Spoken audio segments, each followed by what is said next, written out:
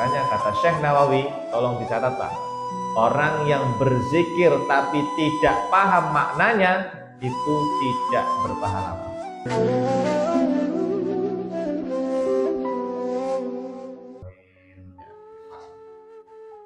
Baik hadirin jamaah yang dimuliakan Allah Subhanahu wa taala. Sifat mustahil bagi Allah Subhanahu wa taala itu adalah kebalikan dari sifat wajib. Kalau sifat wajib itu ada lagunya Pak ya, alhamdulillah. Wujud kita bako dan seterusnya. Kalau sifat mustahil itu lagunya gimana Pak? Kayaknya nggak ada ya. Nggak ada orang melantunkan sifat mustahil dengan lagu itu gimana? Bisa nggak pakai lagu wujud kita bako? Bisa? Adam hudus fana mumatsalatuhu lil hawadithi ihtiyajuhu li ghairihi ta'addud. Nggak pas gitu ya kayaknya ya. Ya nggak usah pakai lagunya. Nah ini sebetulnya sifat mustahil itu Pak, menurut sebagian ulama hukumnya itu wajib untuk mengetahuinya. Tapi menurut beberapa ulama yang lain, sebetulnya orang yang menguasai sifat wajib yang 20, wujud, kitab, bako, itu secara otomatis pastinya paham sifat mustahil. Karena sifat mustahil itu kebalikan dari sifat wajib. Pokoknya kebalikan dari sifat wajib itu nggak berlaku bagi Allah. Mustahil gitu ya, mustahil ya. Tapi tidak apa-apa, ini dibaca dulu aja ya Pak Bu ya. Kita baca dari nomor 1 sampai 20 ya. Ikuti saya saja Pak, nggak usah pakai lagu ya, biar dibaca biasa saja. 1 adam ya, 2 hudud ya, pakai ha ya, hudud ya. 3 fana, 4 mumatsalatuhu lil hawaditsi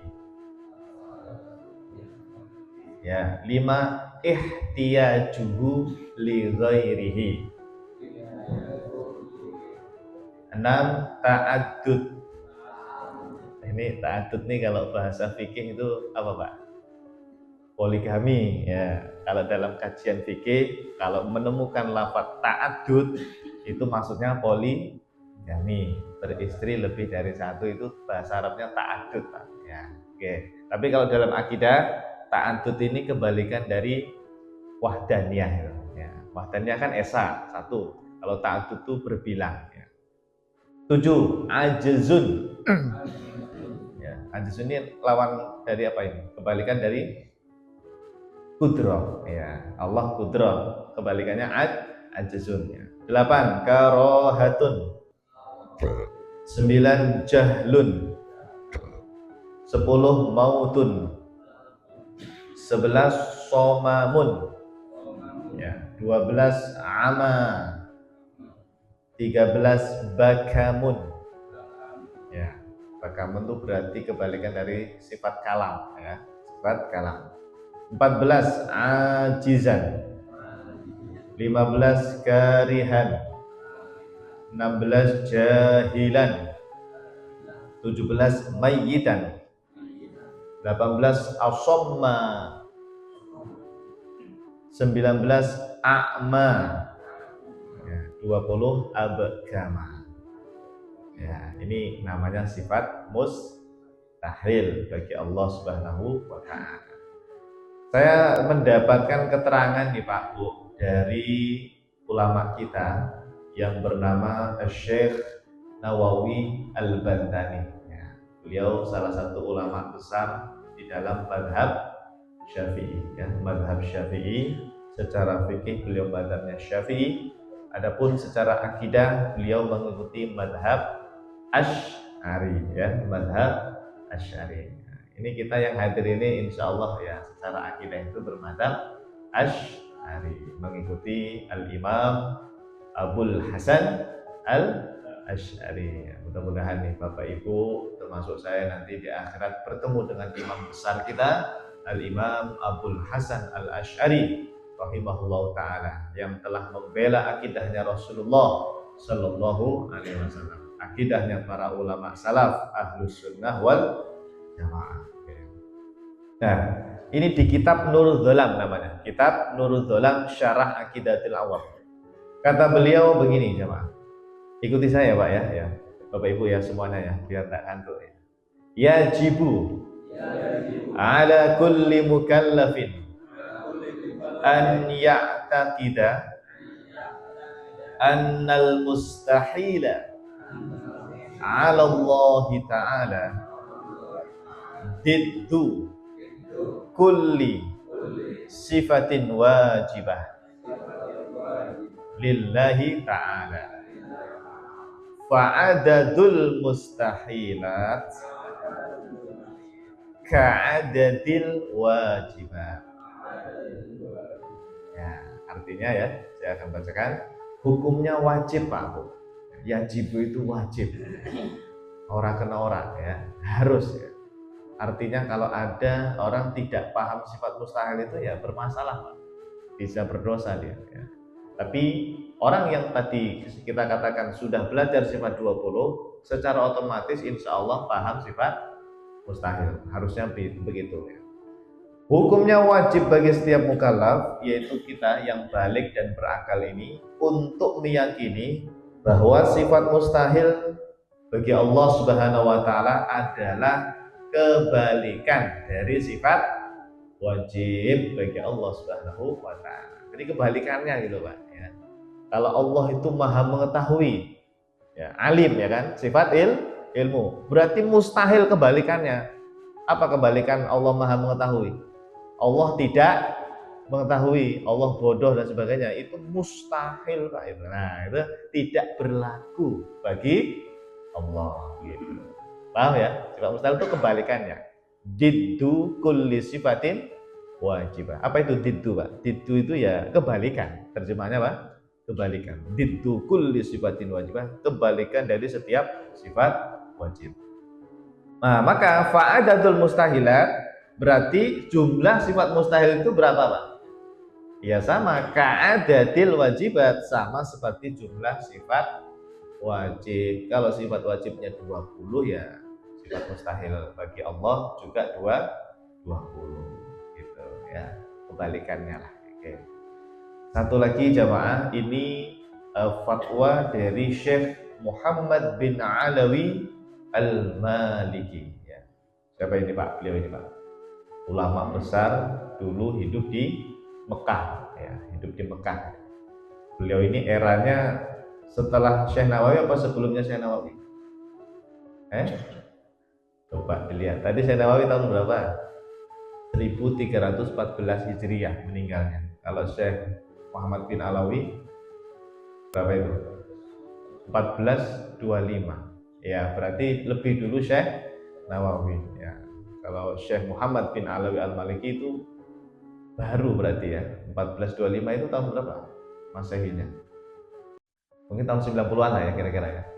1425 ya. Tahun 90-an atau 2000-an ya, tahun 2000-an. Baik, kita baca Bismillahirrahmanirrahim. Qala al-musannifu rahimahullahu ta'ala yajibu ala kulli mukallafin ya, ikuti. Yajibu ala kulli mukallafin an ya'rifa min sifatillahi ta'ala al-wajibah fi haqqi wa huwa ma la yutasawwar fil aqli adamuhu wal mustahila fi haqqihi wa huwa ma la yutasawwaru fil aqli wujuduhu wal jaiza fi haqqihi wa huwa ma yasihhu fil aqli wujuduhu wa adamu. Nah, ini Syekh Muhammad bin Alawi Al-Maliki rahimahullah ta'ala ini menyebutkan 3 kewajiban bagi kita, Pak ya, 3 kewajiban bagi kita. Salah satunya beliau itu nyebutin sifat mustahil. Hukumnya wajib bagi setiap mukallaf untuk mengetahui pertama sifat-sifat wajib bagi Allah Subhanahu wa taala. Apa itu definisi sifat wajib? Oleh beliau Pak didefinisikan ma la yutasawwaru fil aqli adamu. Apa itu? Sifat yang secara akal tidak mungkin tidak ada.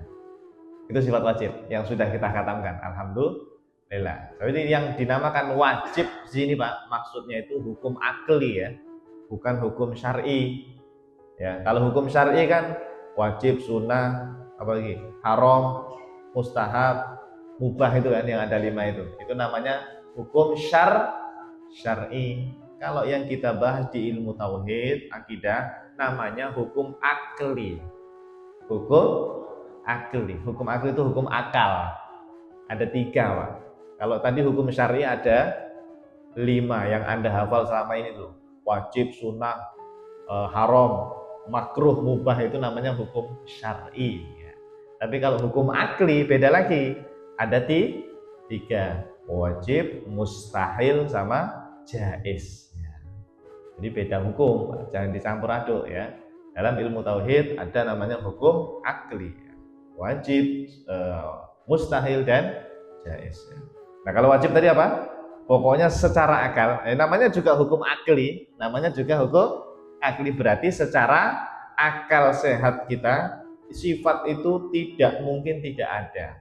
20 sifat wajib itu pasti, nah gitu, pasti ada. Tidak mungkin Allah itu tidak memiliki sifat 20. Dan kemudian wajib juga bagi kita mengetahui sifat-sifat mustahil. Nah ini yang kita bahas. Nah kalau mustahil apa Pak definisinya di situ? Itu yang saya kasih warna merah. Wa huwa ma la yutasawwaru fil aqli wujuduhu. Yaitu secara akal Pak. Ini sifat mustahil ini tidak mungkin ada. Tidak mungkin ada. Secara akal sehat kita tidak mungkin ada pada Allah. Tidak mungkin Allah itu Pak mati misalnya. Tidak mungkin Allah itu lemah. Tidak mungkin Allah itu bodoh dan sebagainya. Tidak.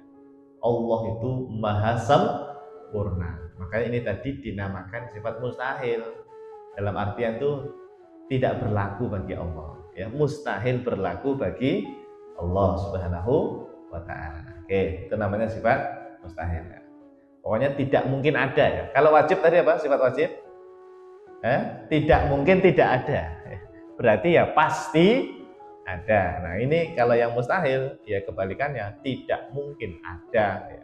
Gak mungkin berlaku bagi Allah. Terus satu lagi Pak, kata beliau kita itu wajib juga mengetahui sifat-sifat jaiz. Nah itu nanti ya setelah kita menghataman sifat mustahil baru nanti sifat jaiz ya. Apa itu sifat jaiz? Sifat yang secara akal kita Pak, Allah itu bisa disifati ini, bisa disifati kebalikannya gitu.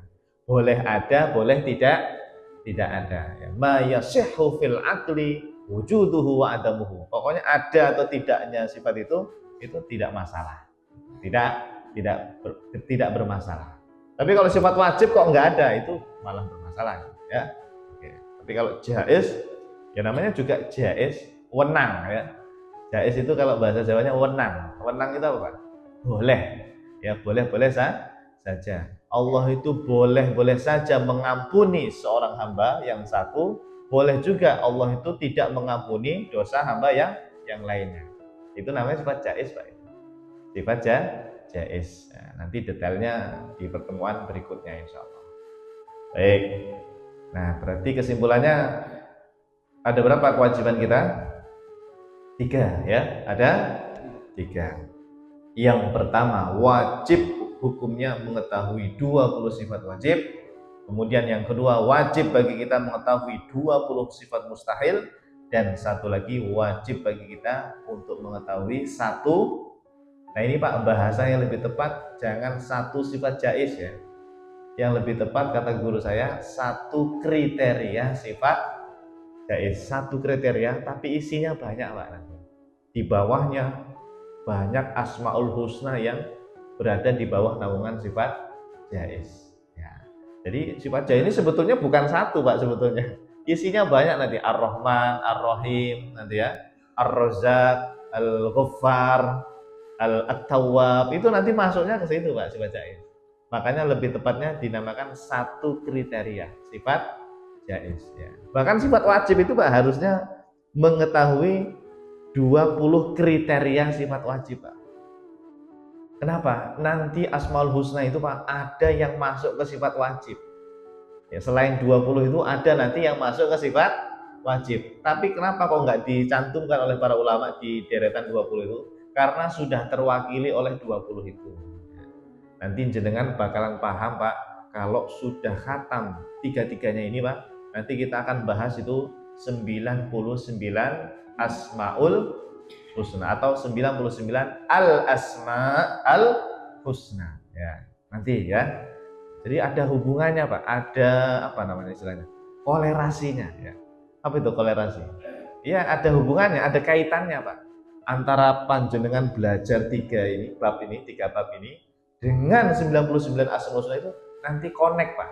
Oh, ternyata begini tuh, teng. Nah, itu ada sambungannya gitu. Yang wajib itu nanti ini begitu. Dari Asmaul Husna itu yang wajib itu yang ini gitu. Yang jaiz nanti ini. Yang termasuk mengetahui makna sifat mustahil itu yang ini. Nah, nanti kita khatamkan. Jadi Pak, saya simpulkan nih Pak ya, Bu ya. Selama saya belajar 3 bab ini Pak, alhamdulillah sudah khatam, baik itu saya belajar sendiri maupun dengan guru-guru saya, atau ketika mengajar itu juga ada beberapa majelis sudah khatam. Di Jakarta Pak, tema 3 ini sudah khatam saya di kantor Geraha Mandiri Pak. Nah, tahu gedung Geraha Mandiri Jakarta Pusat ya. Di sana Pak, wah mereka sibuk kerja ya dari pagi sampai sore, tapi zuhur itu Pak ngaji Pak, mereka sama bosnya itu disuruh ngaji, karyawan Geraha Mandiri itu pada ngaji itu kalau zuhur di musola atau masjid ya, di basement itu. Nah, kita membahas ilmu tauhid tentang ini. Sudah khatam ini 3 ini. Sampai kita simpulkan ternyata Pak Bu, orang yang menguasai 3 bab ini otomatis menguasai 99 Asmaul Husna. Saya ulangi. Siapapun di antara kita, Bapak Ibu, yang menguasai 3 bab ini, bab tentang 20 sifat wajib, 20 sifat mustahil, dan 1 kriteria sifat jaiz, secara otomatis insya Allah paham makna 99 Asmaul Husna. Itu kesimpulannya begitu Pak. Nah, oke ya. Insya Allah nanti semakin sempurna makrifat kita kepada Allah Subhanahu wa Ta'ala. Baik. Nah, sifat wajib masih ingat ya Bapak Ibu, sifat wajib ya? Masih ya? Nah, ini dibaca saja atau diingat-ingat terus ya. Coba diikuti. 1. Allah Maha Ada. 2. Allah tidak berawal. Maha pertama tanpa dilahirkan dan tanpa diciptakan oleh siapapun. Nah, ini sifat apa ini? Hitam, ya kan? Hitam. Nah, ini sifat wajib ya. 3. Allah tidak berakhir, tidak mati, dan tidak berubah. Sifat apa ini? Baqo ya. 4. Allah tidak serupa dengan segala sesuatu yang ada. Ya, Allah bukan jisim, bukan jauhar, dan bukan arok. Ya, pokoknya Allah itu bukan benda ya, bukan sesuatu yang berukuran. 5. Allah tidak membutuhkan pada yang lainnya.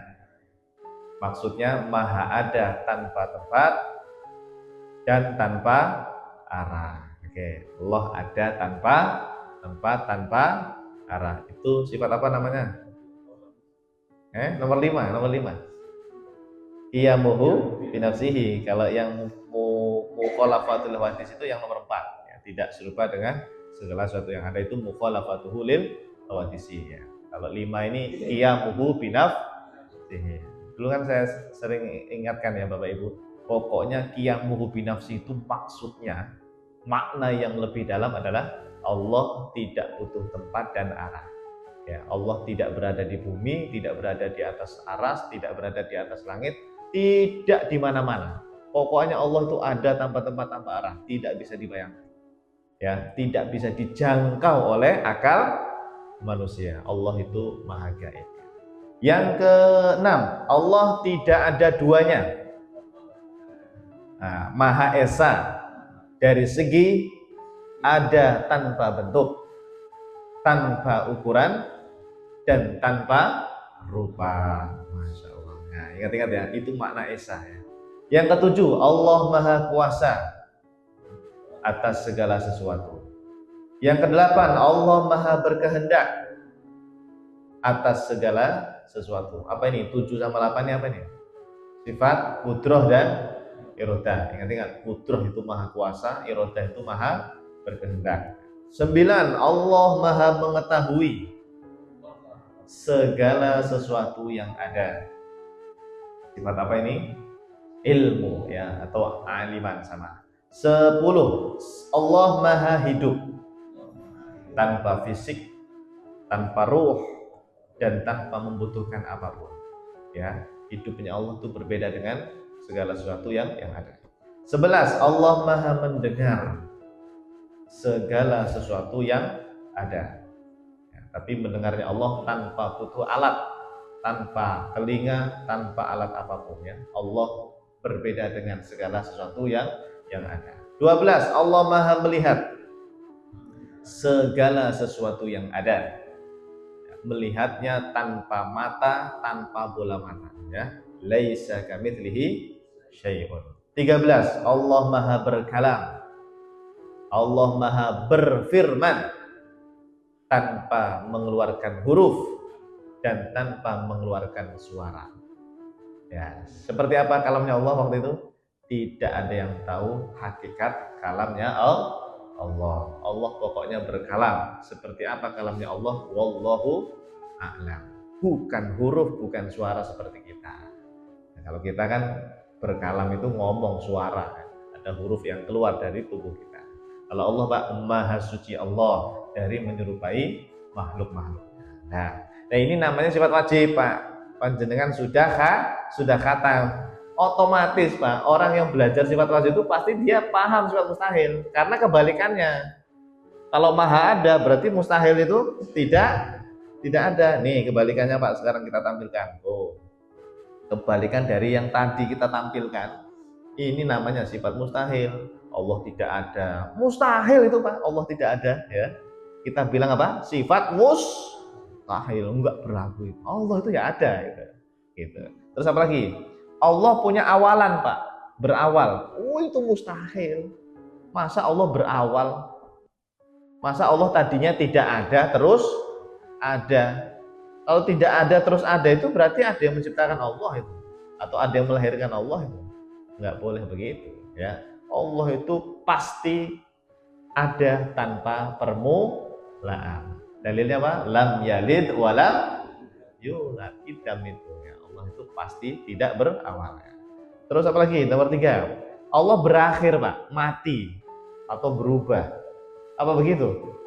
Enggak, itu mustahil. Jadi nomor 3 ini termasuk sifat mustahil, tidak berlaku bagi Allah. Apa lagi? 4, Allah serupa dengan makhluknya. Ada orang bilang begini misalnya Pak, ya Allah itu kayak kita lah, ada kepalanya, ada tangannya, tapi nggak mirip. Pokoknya punya kepala, pokoknya punya tangan, tapi tangannya beda dengan tangan kita. Bentuknya beda gitu. Nah, ini boleh nggak Pak bilang begitu? Meyakini seperti itu? Tidak boleh. Berarti kamu sedang menyerupakan Allah dengan makhluknya. Meskipun bilang tangannya Allah beda dengan tangannya manusia. Itu tetap sama aja Pak. Itu namanya menyerupakan makhluk. Menentukan Allah itu ada bentuknya, ada ukurannya, ada anggota tubuh itu tidak boleh. Ya, itu mustahil. Allah serupa dengan makhluk itu perkara yang mustahil. Sifat yang mustahil tidak berlaku bagi Allah. Terus nomor 5, kalau ada orang bilang Allah itu berada di atas aras, Allah berada di bumi, Allah berada di langit, atau Allah ada di mana-mana, berarti punya tempat kan? Butuh tempat. Apakah boleh seperti itu? Tidak boleh. Itu namanya sifat mustahil. Mustahil Pak, Allah berada di atas aras itu mustahil. Lalu bagaimana dengan ayat Ar-Rahmanu 'alal arsy istawa? Allah istawa atas aras sudah kita bahas, ya, sudah kita bahas. Maknanya kalau mau pakai tafwid makna cukup tetapkan Allah istawa atas aras, tapi maknanya bukan berada di sana. Maknanya wallahu a'lam. Tapi kalau mau pakai takwil boleh juga. Maksudnya adalah Allah itu maha kuasa atas makhluk yang terbesar itu, namanya aras gitu ya. Jadi tidak bertentangan Pak akidah kita dengan ayat tersebut. Terus apalagi nomor 6, Allah ada duanya, ta'adud itu mustahil Pak. Allah ada bentuknya, ada tandingannya, ada Tuhan kedua, ketiga, itu mungkin nggak? Tidak mungkin, mustahil Pak. Secara akal itu tidak bisa bayangin ada Tuhan kok dua, itu gimana? Ada Pak agama yang meyakini Tuhan lebih dari satu, ada nggak? Ada ya? Ada ya?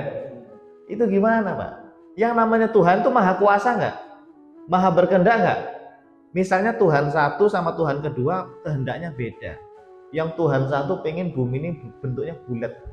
Tuhan yang satu dia juga kuasa, maha hebat.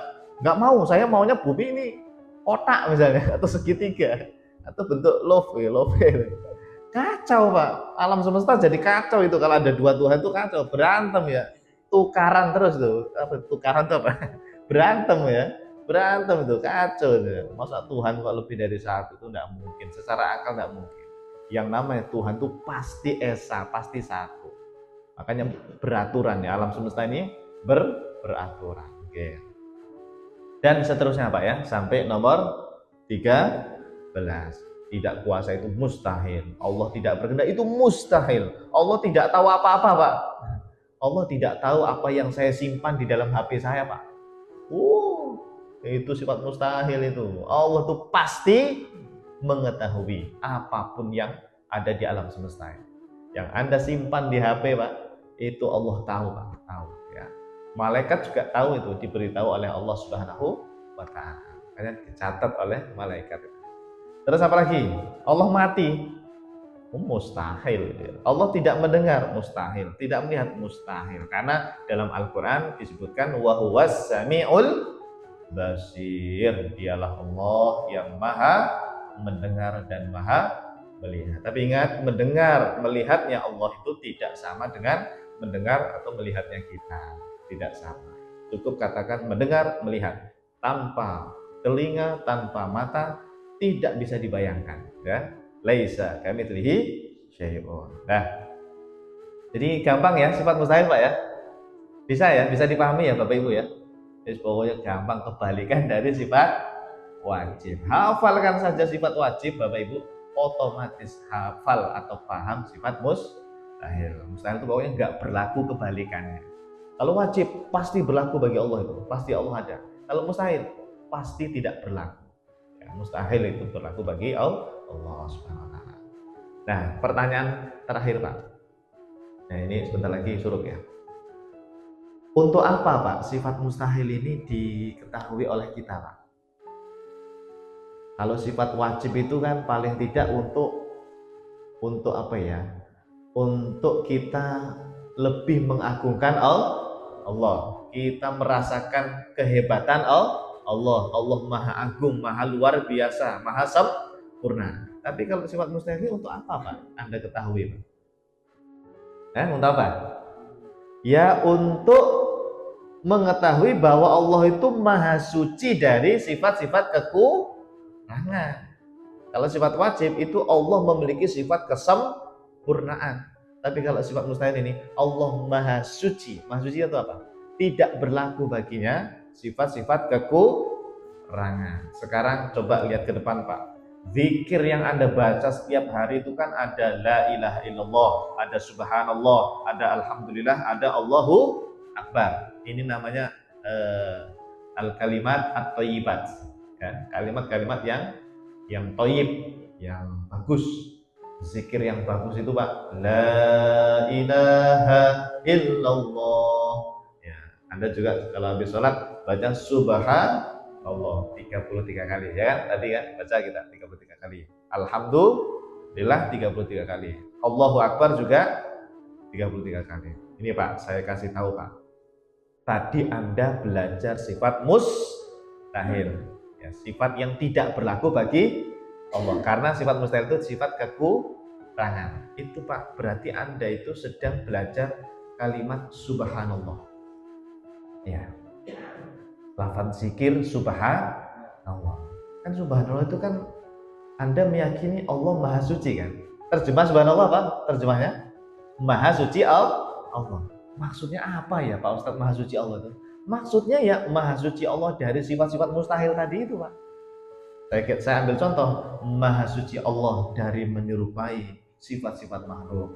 Maha Suci Allah dari berawal misalnya begitu ya. Allah itu Pak tidak berawal, tidak berakhir, tidak serupa dengan apapun, tidak butuh pada yang lainnya, tidak ada duanya. Allah Maha ada tanpa bentuk, tanpa ukuran, tanpa rupa, tanpa tempat dan tanpa arah. Ini namanya Pak subhanallah. Dirasakan Pak, kalau zikiran itu dirasakan makna ini Pak ya. Subhanallah, subhanallah, subhanallah, subhanallah, subhanallah, subhanallah, subhanallah. Itu dirasakan maknanya di dalam hati Anda. Orang yang tidak belajar tauhid, ya subhanallahnya biasa saja itu.